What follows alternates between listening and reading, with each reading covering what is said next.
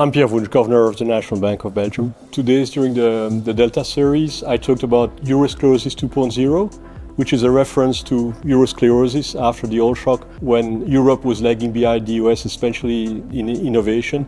So that conveys an idea of repetition with the Draghi report. My second message was the world has changed completely, and the recipes that worked maybe 40 years ago, a clear choice for openness. We had to revisit, maybe not totally, but to make room for considerations, for instance, on the strategic autonomy front. We also looked at low-code solutions.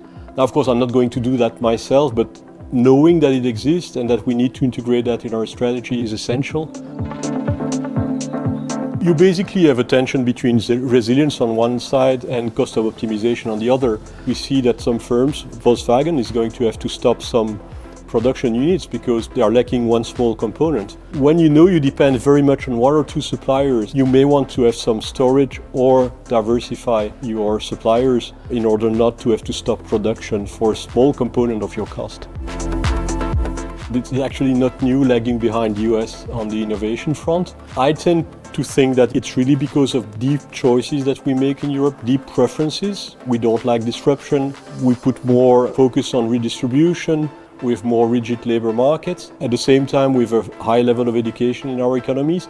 We are good at incremental technological progress. When it's disruptive, we don't like that. If we don't revisit those choices, we are still going to lag behind. The question is maybe more, how big is the cost of that? If you can copy what others do, maybe you're only lagging behind 2 or 3 years, but then the way you copy is better, and then you can still grow with the rest of the world.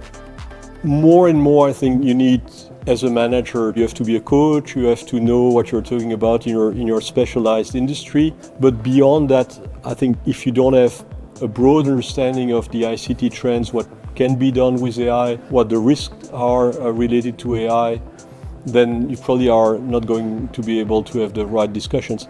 The world is changing and changing very fast. So I think it's very important in the European debate to be aware of where we are in the repetition and where we need to adapt to something which is really new.